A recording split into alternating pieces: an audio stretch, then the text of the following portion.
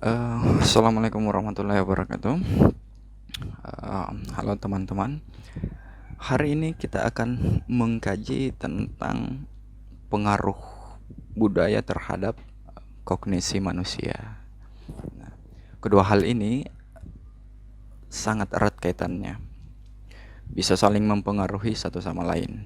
Ya, Eh, lebih lanjut lagi ke depannya kita akan mempelajari secara komprehensif dan sistematis terkait budaya dan kognisi ini. Di dalamnya ada sistem intelijensi, ada persepsi, kemudian ada proses kategorisasi, memori, eh, dan segala macam. Nah, seperti itu.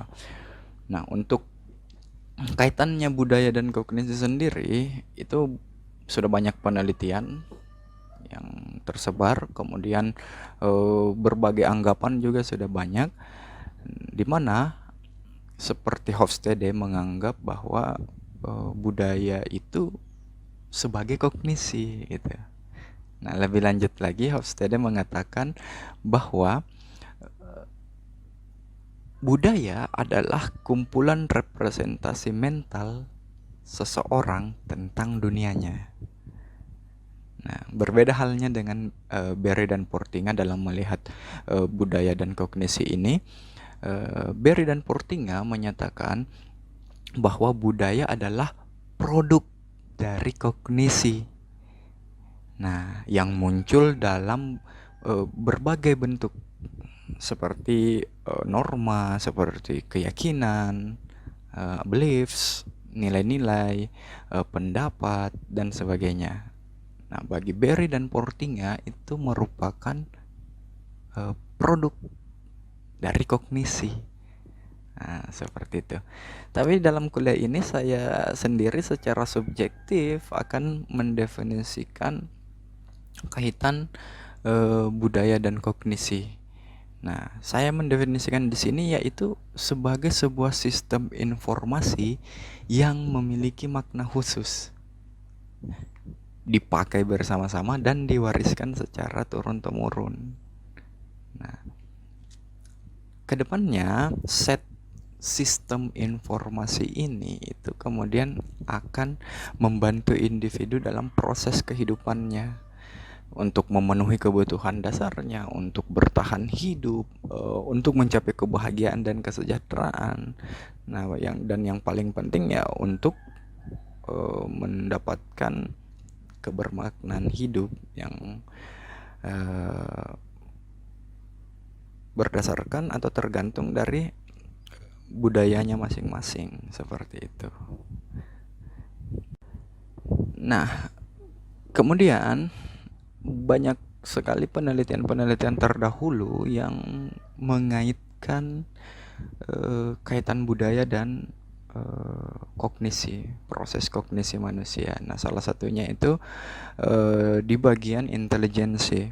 Misalnya pada tahun 2004 itu penelitian yang dilakukan oleh Matsumoto, dia menemukan bahwa orang Asia itu lebih pandai spesifiknya di matematika daripada orang yang berada di wilayah lain, seperti itu. Spesifiknya lagi di daerah Cina. Di sana Matsumoto menemukan bahwa mereka di Cina, masyarakat Cina itu pintar-pintar dalam hal matematika, seperti itu.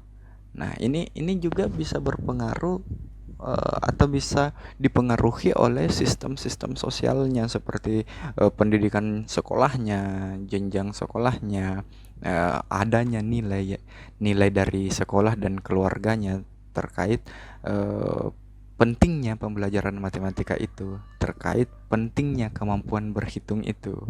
Nah, sehingga kedepannya ini bisa dijelaskan kemudian mengapa masyarakat Cina jauh lebih unggul dalam hal matematika, seperti itu. Nah, penelitian lainnya tahun 1999 bahwa orang Asia itu cenderung untuk dialectical thinking. atau berpikir dialektis dibandingkan orang Eropa yang lebih kepada positif logikal atau yes or no kayak gitu.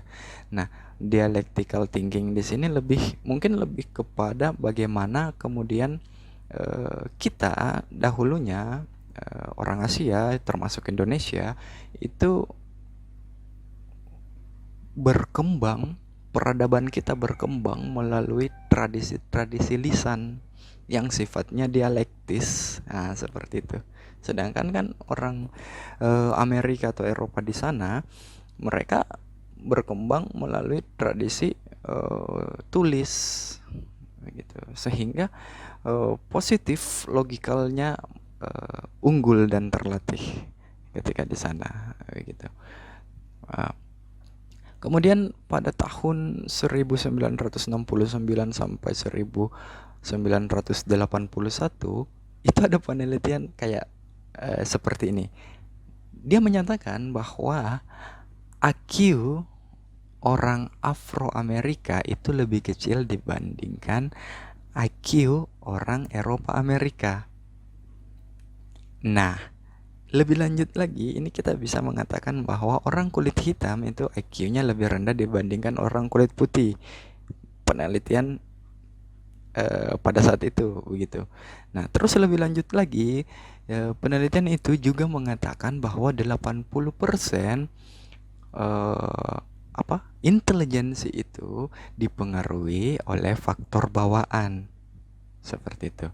Nah, sehingga tidak perlu anggaran untuk pendidikan khusus pada masyarakat kulit hitam atau minoritas. Nah, ini kan artinya rasis, gitu loh. Ya, bukan berarti orang lebih bodoh itu tidak dapat memperoleh hak-hak untuk memperoleh pembelajaran gitu. Dan penelitian-penelitian seperti ini sebenarnya membandingkan budaya buruk dan bagus, budaya mana yang buruk, budaya mana yang bagus.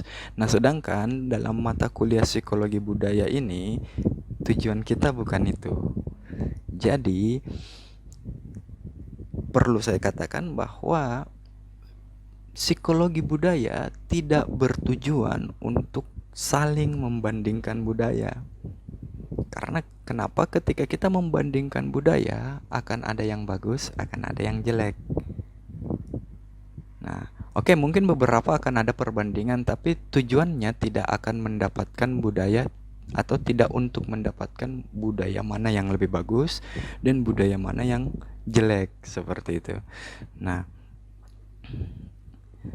di sisi lain kita paham tentang pengertian intelijensi itu sendiri sebagai campuran dari berbagai kemampuan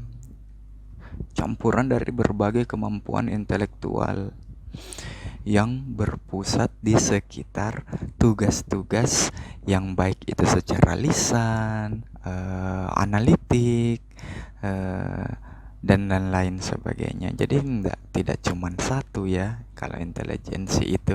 Nah, intelijensi kan bisa terdiri dari berbagai faktor.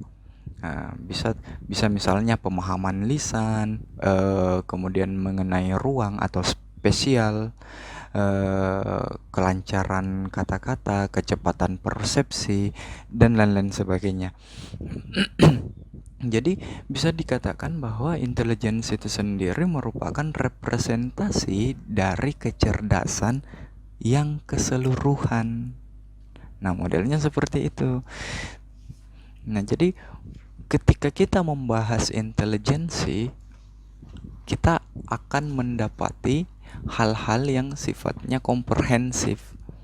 Nah, belum lagi kalau kita ke prinsipnya Gartner terkait dengan multiple intelligence. Nah, itu ada logikal matematika, kemudian linguistik, musikal, spesial, kinestetis, sampai interpersonal dan intrapersonal itu. Jadi ada banyak hal yang mengukur intelijensi seseorang. Nah, seperti itu. Nah, di sisi lain ada juga prinsipnya Sternberg misalnya yang three subteoris atau 3 subteori intelijensi, seperti kontekstual, eksperiental, dan komponental. Nah, seperti itu teman-teman. Nah, kita mesti kembali ke definisi atau pengertian yang disebutkan Hofstede dalam kaitannya kognisi dan budaya itu sendiri, ya, bahwa Hofstede mendefinisikan kognisi dan budaya itu lebih seperti mental programming, seperti itu. Nah, kalau kita analogikan dengan perangkat komputer, beda perangkat lunak, beda output yang dikeluarkan. Misalnya ketika kita perangkat lunaknya misalnya Microsoft, nah itu modelnya akan keluar seperti Excel atau Word, PowerPoint misalnya. Nah, berbeda dengan ketika kita perangkat lunaknya Zoom, tidak mungkin keluar Excel ketika kita membuka Zoom. Nah, seperti itu. Jadi beda perangkat lunak menyebabkan output yang berbeda juga. Nah, analoginya seperti itu. Artinya apa? Artinya budaya yang berbeda itu bisa menyebabkan perilaku yang berbeda. Nah, sama halnya dengan kaitannya dengan intelijensi di sini. Nah, di mana kalau kita menyadari bahwa kecerdasan itu benar-benar merupakan konstruk budaya, maka mustahil membuat tes yang benar-benar culture fair dan culture free, seperti itu. Karena tes semacam itu harus menyertakan item yang spesifik yang dihasilkan dalam lingkungan atau budaya tertentu, seperti itu ya. Jadi artinya apa? Artinya kecerdasan itu, intelijensi itu tidak bisa kita pahami di luar dari kerangka budaya. Nah, jadi bisa jadi ya penelitian-penelitian yang tadi bahwa minoritas Afrika seperti ini dan segala macam sampai berhak untuk tidak diberikan pembelajaran dan segala macam, itu kemungkinan ada bias dalam pengukuran intelijensinya, seperti itu. Apalagi sebelumnya dia juga sudah menyatakan bahwa 80% intelijensi itu dipengaruhi oleh genetik.